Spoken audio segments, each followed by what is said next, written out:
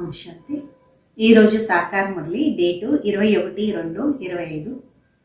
బాబా చెప్తున్నారు, మధురమైన పిల్లలారా, పాస్ విత్ ఆనర్ కావాలి అంటే బుద్ధి యోగాన్ని కొద్దిగా కూడా ఎక్కడ అలసేదానికి వదలకూడదు.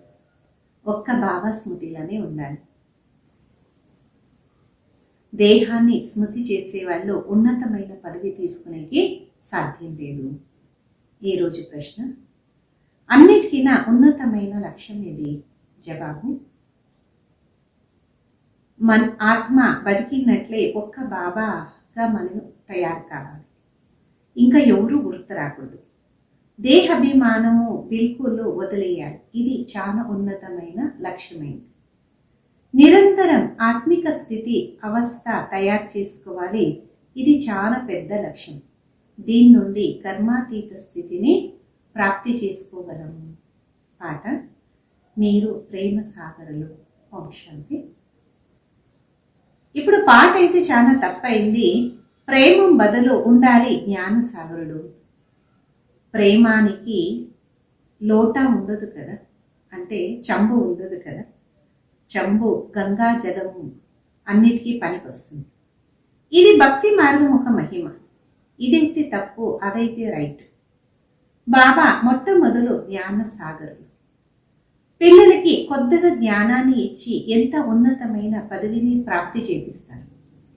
పిల్లలకు తెలుసు, ఇప్పుడు ఈ సమయము మనం ఖచ్చితంగా చైతన్యమైన దిల్వాడ మందిరానికి చేరినాం.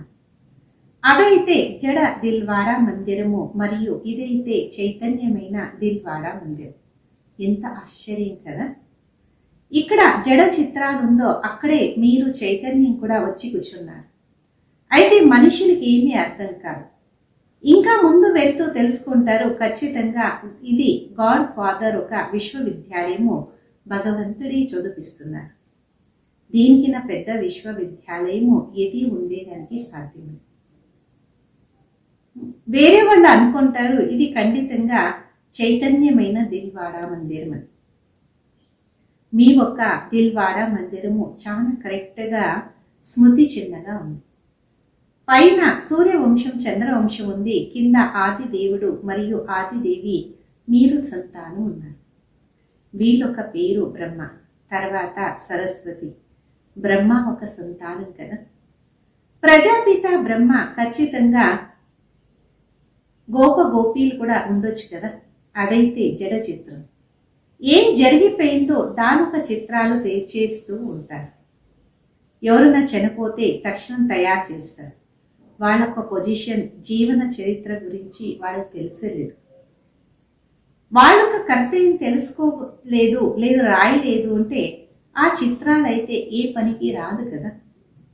తెలుసుకోవాలి వీళ్ళు ఏ కర్తవ్యాన్ని చేస్తున్నారు. ఇప్పుడు ఇక్కడ దేవతలుగా మందిరం ఉంది.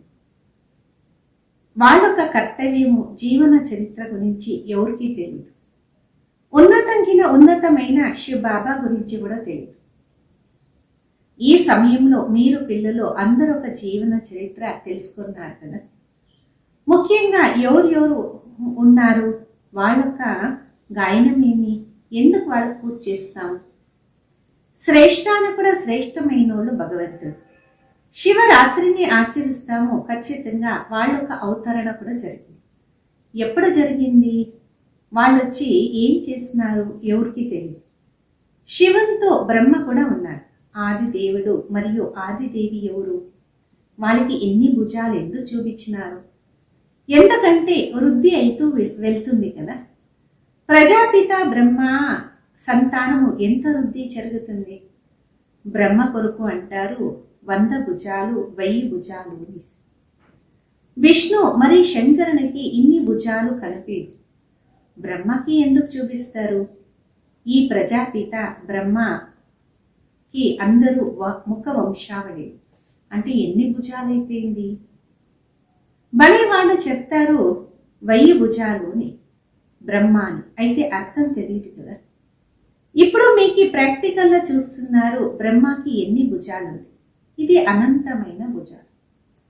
ప్రజాపిత బ్రహ్మ అని అందరూ ఒప్పుకుంటారు, అయితే కర్తవ్యం గురించి ఎవరికి తెలియదు. ఆత్మానికి చేతలు లేదు, శరీరానికే ఉంటుంది కదా. ఇన్ని కోట్యాంతర మంది సహోదరులు ఉన్నారు, వాళ్ళంతా భుజాలే అంటే ఎంతమంది అయిపోయినారు? అయితే మొట్టమొదలు పూర్తి జ్ఞానాన్ని అర్థం చేసుకోవాలి. తర్వాత ఈ విషయాల్ని అందరికీ వినిపించాలి. ముందు ముందు ముఖ్యమైన మాట ఒకటే, బాబా అంటారు, నన్ను స్మృతి చేయండి, వారసత్వాన్ని గుర్తు చేసుకోండి, తర్వాత జ్ఞాన సాగరుడు అనేది కూడా గాయనం ఉంది కదా. ఎన్ని పాయింట్స్ ఉంది ఇతరులకి చెప్పేదాన్ని, ఇన్ని పాయింట్స్ స్మృతి చేసుకోవాలి కదా, సారం బుద్ధిలో ఉంచుకోవాలి. అంతింలో ఇదే ఒక మాట మన్మనాభవం అనేసి. జ్ఞాన సాగరుడు శ్రీకృష్ణుడు కాదు, అతడు కూడా రచయిత ఒక్కరే, తండ్రి అందరికీ ఆస్తి ఇస్తారు, ఇంటికి తీసుకుని వెళ్తారు. బాబాతో ఆత్మలంతా కూడా మధురమైన ఇంటికి, నిశ్శబ్దమైన ఇంటికి వెళ్తాం. విష్ణుపురికి తండ్రి ఒక ఇల్లు అని చెప్పలేము, ఇల్లు మూలవతనం, ఎక్కడ మనం ఆత్మలు ఉంటాం. ఈ అన్ని విషయాలు బుద్ధివంతులైన పిల్లలే ధారణ చేయగలరు. ఇంత మొత్త సారము జ్ఞానము అందరి బుద్ధిలా గుర్తుండదు కదా. ఇన్ని పేపర్స్ కూడా రాసి పెట్టలేము. మురళీలన్నీ కూడా ఒక చోట్ల పెడితే ఒక హాల్ అంతా ఎక్కువ అయిపోతుంది. ఆ చదువులో కూడా ఎన్నో పుస్తకాలు ఉంటాయి. ఎగ్జామ్ పాస్ చేసినాక దానొక సారము బుద్ధిలో ఉంటుంది కదా. లాయర్ ఎగ్జామ్ పాస్ చేసినారు, ఒక జన్మానికి అల్పకాల సుఖం అయితే దొరుకుతుంది, అదైతే వినాశీ చదువు. మీకైతే బాబా అవినాశీ చదువు చదివిస్తున్నారు భవిష్యత్తు కోసం. బాకీ గురువులు, సంతలు ఇవన్నీ కూడా వినాశీ సంపాదన చేస్తున్నారు. వినాశనం అయితే దగ్గరికి వస్తూ ఉంది కదా, సంపాదన తగ్గుతూ వెళ్తుంది.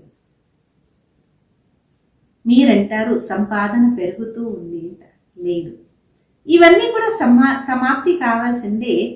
పాత కాలంలో రాజులు కూడా సంపాదన కోసం వెళ్ళేవాళ్ళు, ఇప్పుడైతే ఎవరు వెళ్ళరు. మీ యొక్క సంపాదన ఎంత సమయం జరుగుతుంది మీకు గుర్తుంది? ఇదన్నీ కూడా చేసింది ఒక డ్రామా.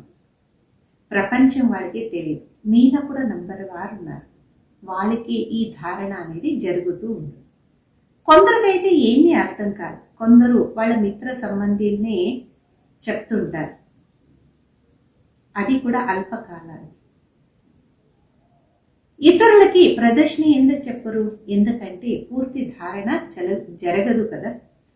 వాళ్ళు చాలా మంచి వాళ్ళు అని తెలుసుకుంటారు. సేవ ఒక ఆసక్తి చాలా మంచిగా ఉండాలి, అందరికీ చెప్తూ ఉండాలి, ఉన్నతమైన పదవి ప్రాప్తి చేసుకునేదానికి చేపిస్తూ ఉండాలి, పురుషార్థాన్ని చేస్తూ ఉండాలి. అయితే అదృష్టంలా లేదు అంటే శ్రీమతాన్ని ఒప్పుకోరు, అప్పుడు పదవీ భ్రష్టులు అయిపోతారు. డ్రామా ప్లాన్ అనుసారంగా రాజధాని స్థాపన అవుతా ఉంది, దాంట్లో అన్ని రకాలు కూడా కావాలి కదా. పిల్లలు అర్థం చేసుకోవచ్చు, మంచి ప్రజలు కూడా ఉంటారు, కొందరు తక్కువగా కూడా ఉంటారు. బాబా అంటారు, నేను మీకు రాజయోగం నేర్పించేకి వచ్చినాను. దిల్వాడ మందిరంలో రాజుల ఒక చిత్రాలు ఉంది, ఎవరు పూజలు అవుతారో వాళ్ళే మళ్ళీ పూజారీలుగా కూడా అవుతారు. రాజా రాణి పదవి చాలా ఉన్నతంగా ఉంది. తర్వాత వామ మార్గంలో వస్తే అక్కడ కూడా రాజ్యం ఉంటుంది, అయితే పెద్ద పెద్ద ధనవంతులు కూడా ఉంటారు. జగన్నాథ్పురి మందిరంలో అందరికీ కిరీటాలు చూపించినారు, ప్రజలకి కూడా కిరీటాలు ఉండదు కదా, ప్రజలు రాజుల దగ్గర వెళ్తారు. కిరీటం ఉండే రాజులు కూడా వికారిగా కనిపించినారు. సుఖ సంపత్తు ఎక్కువ ఉంటుంది, సంపత్తు ఎక్కువ తక్కువ అవుతూ ఉంటుంది కదా. వజ్ర సమానంగా, తర్వాత ఎండి సమానంగా. బంగారు మహల్లు ఎండి మహల్కి వ్యత్యాసం అయితే ఉంటుంది కదా. బాబా పిల్లలకు అంటున్నారు, మంచిగా పురుషార్థం చేసి ఉన్నతమైన పదవి తీసుకోండి. రాజులకి ఎక్కువ సుఖం ఉంటుంది, అక్కడ కూడా చాలా సుఖం ఉంటుంది, అందరూ సుఖీగా ఉంటారు. ఎలాగా ఇక్కడ అందరూ దుఃఖీగా ఉన్నారో, అనారోగ్యం అయితే అందరికీ ఉంటుంది కదా, అక్కడ సుఖమే సుఖం. అయితే పదవి అయితే నంబర్ వారుగా ఉంటుంది. బాబా ఎల్లప్పుడూ చెప్తుంటారు, పురుషార్థం చేయండి, సుస్తు కావద్దు. పురుషార్థం ఇంకా తెలుస్తుంది. డ్రామా అనుసారంగా వీళ్ళ సద్గతి ఈ ప్రకారంగా ఇంతే ఉంటుంది. మీ ఒక సద్గతి కోసము శ్రీమత అనుసారంగా రండి. టీచర్ ఒక మతము, స్టూడెంటు నడుచుకోలేదు అంటే పనికి రారు కదా. నంబర్ వార్ పురుషార్థం అనుసారం అయితే అందరూ ఉంటారు. కొంతమంది అంటారు, ఇది మేము చేయలేము, బాకీ ఇక్కడ వచ్చి ఏం నేర్చుకునేది. నేర్చుకుని హుషారు కావాలి.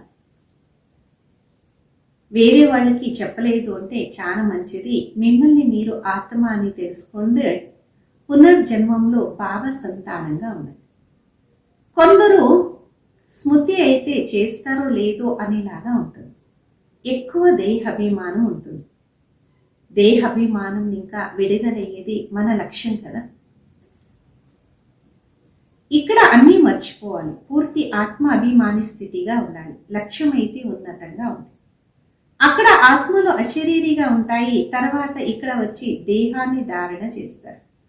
ఇప్పుడు మళ్ళా ఇక్కడ దేహం ఉంటే కూడా మిమ్మల్ని మీరు అశరీరి అని తెలుసుకోవాలి. శ్రమ చాలా పెద్దది. మిమ్మల్ని మీరు ఆత్మ అని తెలుసుకున్నప్పుడు కర్మాతీత స్థితిలో వస్తారు. పాము ఒక గుర్తు ఇస్తారు బాబు. దానికి కూడా తెలివి ఉంది. పాత దేహాన్ని వదిలేస్తుంది కదా. మీరు దేహ అభిమానంలా ఎంత సమయం ఇంకా పెట్టుకున్నారు, ఇప్పుడు వదలాలి. మూర్వతనంలా మీరు ఆత్మ అభిమానిగా ఉంటారు. ఇక్కడ దేహంలో ఉండే కారణము ఆత్మ అని తెలుసుకోవాలి. దేహాభిమానము వదిలేయాలి. ఎంత పెద్ద ఎగ్జామ్ కదా. భగవంతుడు స్వయం వచ్చి చదివిస్తున్నారు. ఇలాగ ఎవరూ చెప్పలేరు. దేహము మరియు దేహ సంబంధాలు వదిలేసి నా వాళ్ళగా ఉండండి. మిమ్మల్ని మీరు నిరాకార ఆత్మ అని తెలుసుకోండి. ఎటువంటి వస్తువుల భారం కూడా ఉండకూడదు. మాయ ఒకరు ఇంకొకరిని దేహంలోనే చిక్కేస్తూ ఉంటుంది. అందుకే బాబా అంటుంటారు, ఈ సాకారాన్ని స్మృతి చేయొద్దండి. బాబా అంటారు, మిమ్మల్ని మీరు దేహాన్ని కూడా మరియండి, ఒక్క బాబాని స్మృతి చేయండి. దీంట్లో చాలా శ్రమ. మాయ మంచి మంచి పిల్లల్ని కూడా పేరు రూపంలో చిక్కేస్తూ ఉంటుంది. ఈ ఒక అలవాటు చాలా చెడ్డది. ఈ శరీరాన్ని స్మృతి చేసేది అంటే భూతాన్ని స్మృతి చేసేది. మనం అంటాము, ఒక్క బాబాని స్మృతి చేయండి, మీరు మళ్ళా 5 భూతాన్ని స్మృతి చేస్తూ ఉంటారు. దేహంతో బిల్కుల్ ఆసక్తి ఉండకూడదు. బ్రాహ్మణి ఎవరు నేర్పిస్తారో వాళ్ళొక పేరు రూపంలో కూడా మనము చిక్కేసుకోకూడదు. దేహ అభిమానంగానే చాలా శ్రమ ఉంది. బాబా దగ్గర పిల్లలు ఒక చార్ట్ వస్తుంది. పిల్లలు పంపిస్తారు. అయితే బాబాకి విశ్వాసం ఉండదు. కొందరు అంటారు, మేము బాబా తప్ప ఇంకా ఎవరిని గుర్తు చేయము అంటారు. అయితే బాబాకి తెలుసు, నయా పైసా ఎంత కూడా గుర్తు చేయదు. గుర్తు చేసేది చాలా శ్రమ. ఎక్కడో ఒక చోట్ల చిక్కేసుకుంటూ ఉంటారు. దేహం గుర్తు చేసేది అంటే ఈ 5 భూతాన్ని స్మృతి చేసేది కదా. దీనికి భూత పూజం అంటారు. భూతాన్ని స్మృతి చేస్తారు. ఇక్కడ మీరు ఒక శివ బాబాని స్మృతి చేయాలి. ఇక్కడ పూజ చేసే మాట లేదు. భక్తిల పేరు గుర్తులు అన్నీ మర్చిపోవాలి. చిత్రాన్ని ఎందుకు గుర్తు చేయాలి? అది కూడా మట్టిని ఇంకనే తయారు చేస్తారు కదా. బాబా అంటారు, ఇదంతా కూడా డ్రామాలా ఫిక్స్ ఉంది. ఇప్పుడు మళ్ళా నేను మీకు పూజారి నుండి పూజ్యులుగా చేస్తాను. ఏదే ఒక దేహాన్ని గుర్తు చేయదు, ఒక్క బాబా తప్ప. ఆత్మ ఎప్పుడు పావనంగా అయిపోతుందో శరీరం కూడా పావనంగానే దొరుకుతుంది. ఇప్పుడైతే శరీరం పవిత్రంగా లేదు. ముందు ఆత్మ ఎప్పుడు సతు ప్రధానం ఉంటుంది, తర్వాత సతు రజు తమోల వస్తా శరీరం కూడా దాని అనుసారంగా దొరుకుతూ ఉంటుంది. ఇప్పుడు మీరు ఆత్మ పావనంగా అయినప్పుడు శరీరం కూడా పావనంగా దొరుకుతుంది. ఇప్పుడు ఆత్మ పావనం అయితే కూడా శరీరం పావనంగా దొరకదు. ఇవన్నీ కూడా అర్థం చేసుకునే పాయింట్స్. ఈ అన్ని పాయింట్స్ బుద్ధిలో కూర్చోపెట్టి చాలా మంచిగా అర్థం చేసుకుని ఇతరులు కూడా చెప్పాలి. సతో ప్రధాన ఆత్మగా కావాలి. బాబాని స్మృతి చేసే దాంట్లోనే చాలా శ్రమ. కొంతమంది కొద్దిగా గుర్తు చేయి. ఫస్ట్ క్లాస్ కావాలి అంటే పాస్ విత్ ఆనర్ అయ్యేదానికి బుద్ధి యోగాన్ని ఎక్కడ కూడా అలసేదానికి వదలకూడదు. ఒక్క బాబా స్మృతిలోనే ఉండాలి. అయితే పిల్లల యొక్క బుద్ధి అలుస్తూ ఉంటుంది. ఎంతమందిని మీ సమానంగా తయారు చేసుకుంటారో అంత పదవి దొరుకుతుంది కదా. దేహాన్ని స్మృతి చేసేవాళ్ళు ఉన్నతమైన పదవిని తీసుకోరు. ఇక్కడైతే పాస్ విత్ ఆనర్ కావాలి. శ్రమ అంతా కూడా పదవి దొరికేదట్లనే ఉంటుంది. దేహాన్ని స్మృతి చేసే వాళ్ళకి పురుషార్థి అని చెప్పలేము. బాబా అంటారు, పురుషార్థం చేసే వాళ్ళని ఫాలో చేయండి. వీళ్ళు కూడా పురుషార్థినే కదా. ఈ జ్ఞానం అయితే చాలా విచిత్రంగా ఉంది. ప్రపంచంలో ఎవరికి తెలియదు. ఎవరు బుద్ధిలో కూర్చోదో ఆత్మ ఎటువంటి వస్తువు ఉంటారు. ఇదంతా గుప్తమైన శ్రమ. బాబా కూడా గుప్తంగానే ఉండాలి. మీ రాజ్యం ఎలా ప్రాప్తి అవుతుంది? కొట్లాడుతూ రాదు కదా. జ్ఞానము యోగం అనే విషయం. మనం ఎవరితో కొట్లాడము. ఆత్మని పవిత్రంగా చేసేదానికి శ్రమ చేస్తుంటాం. ఆత్మ ఎలాగెలాగా పతితులుగా అయితూ వెళ్తుందో శరీరం కూడా పతితులుగా అయితూ వెళ్తుంది. ఆత్మ పావనంగా అయ్యి వెళ్ళినప్పుడు అది శరీరం కూడా పావనంగా తీసుకుంటుంది. దీంట్లోనే శ్రమ. బాబా అంటున్నారు, ఎవరెవరు పురుషార్థం చేస్తున్నారు? ఇదైతే శివబాబా ఒక బండారం కదా. శివబాబా బండారంలా చాలా సేవ చేయాలి. సేవ చేయలేదు అంటే నయా పైసా పదవిని పొందుకుంటారు. బాబా దగ్గర సేవ చేసే దానికోసమే రావాలి. మరియు సేవ చేయలేదు అంటే ఏ పదవి దొరుకుతుంది? రాజ్యధాని స్థాపన అవుతా ఉంది, దాంట్లో పని వాళ్ళగా అయిపోతారు. ఇప్పుడు మీరు రావణ పైన విజయం పొందాలి, బాకీ యుద్ధం అనే విషయం లేదు. ఇది కూడా చెప్పండి. ఎంత గుప్తమైన మాట కదా. యోగ బలం ఇంకా విశ్వరాజ్యం మీరు తీసుకుంటారు. మీకే తెలుసు, మనము శాంతిధామాల ఉండేవాడు. పిల్లలు అనంతమైన ఇల్లు స్మృతి చేసుకుంటారు కదా. ఇక్కడ మనం పాత్రాన్ని అభినయించేదానికి మళ్ళా వస్తాము. మన ఇంటిని ఆత్మ ఎలా వస్తుంది ఇది కూడా ఎవరికి తెలియదు. డ్రామా ప్లాన్ అనుసారంగా ఆత్మలు రావాలి. अच्छा मीठे मीठे सिखिलदे बच्चों प्रति माता पिता बाप दादा का याद प्यार और गुड मॉर्निंग। रूहानी बाप की रूहानी बच्चों को नमस्ते। हम रूहानी बच्चों की रूहानी माता पिता बाप दादा को याद प्यार गुड मॉर्निंग और नमस्ते। धारण కొరకు ముందు ఏ ఒక దేహదారితో ఆసక్తిని ఉంచుకోవద్దు. శరీరాన్ని స్మృతి చేసేది భూతాన్ని స్మృతి చేసేది. అందుకొరకు ఎవరొక పేరు రూపంలో చిక్కేసుకోవద్దని మీ దేహాన్ని కూడా మర్చిపోవండి. రెండోది, భవిష్యత్ కోసము అవినాశి సంపాదన జమ చేసుకోవాలి. బుద్ధివంతులయ్యి జ్ఞానం అనే పాయింట్స్ బుద్ధిలో ధారణ చేయాలి. బాబా ఏం చెప్తారో దాన్ని తెలుసుకొని ఇతరులు కూడా వినిపిస్తూ ఉండాలి. ఈరోజు వరదానం, కల్పకల్పము విజయం అనే స్మృతి ఆధారం పైన మాయా దుష్మన్ పైన ఆహ్వానం చేసేవాళ్ళు మహావీర విజయీ భవ. కల్పకల్పం ఒక విజయీ అనే స్మృతి ఆధారం పైన మాయా దుష్మన్ని ఆహ్వానం చేసేవాళ్ళు మహావీర విజయీ భవ. మహావీర విజయీ పిల్లలు పేపర్ని చూసి భయపడరు. ఎందుకంటే త్రికాలదర్శిగా ఉండే కారణము వాళ్ళకి తెలుసు మనం కల్పకల్పం కూడా విజయం. మహావీరులు ఎప్పుడు ఇలాగన్నారు, బాబా మా దగ్గర మాయ వస్తుంది, దాన్ని పంపియద్దు, కృప చేయండి, ఆశీర్వాదం చేయండి, శక్తిని ఇవ్వండి, ఏం చేసేది ఏదైనా ఒక దారి ఇవ్వండి. ఇదంతా కూడా బలహీనమైన మాటలు. మహావీరులు దుష్మన్ని ఆహ్వానం చేస్తారు, రాండి మరియు మేము విజయులుగా అవుతాము. స్లోగను, సమయం ఒక సూచన, సమానంగా కాండి, సంపన్నంగా కాండి. సమయం ఒక సూచన, సమానంగా కాండి, సంపన్నులుగా కాండి. అవ్యక్త ఇషారా, ఏకాంత ప్రియులు ఏకత మరియు ఏకాగ్రతని మీ దానిగా చేసుకోండి. ఏదే ఒక సిద్ధి కొరకు ఒకటి ఏకాంతత, రెండోది ఏకాగ్రత. ఈ రెండు విధి ద్వారా సిద్ధిని ప్రాప్తి చేసుకుంటారు. ఇలాగా మీ ఒక స్మృతి చిహ్న ద్వారా సిద్ధి ప్రాప్తి చేసుకునే విషయాల్లో రెండు మాటలు ఉంటుంది. ఆ రెండు మాటల్ని తన విధిగా చేసుకుంటారు. ఒకటి ఏకాంతవాసి, రెండోది ఏకాగ్రత. ఈ విధి మీ దానగా సాకారంలో తయారు చేసుకుంటారు. ఏకాగ్రత తక్కువ ఉండే కారణము దృఢ నిశ్చయం కూడా తగ్గిపోతుంది. ఏకాంతవాసి తక్కువ ఉండే కారణమే సాధారణమైన సంకల్పాలని ఇతనాలు బలహీనంగా చేసేస్తుంది. అందుకే ఈ ఒక విధి ద్వారా సిద్ధి స్వరూపులు కాండి. ఓం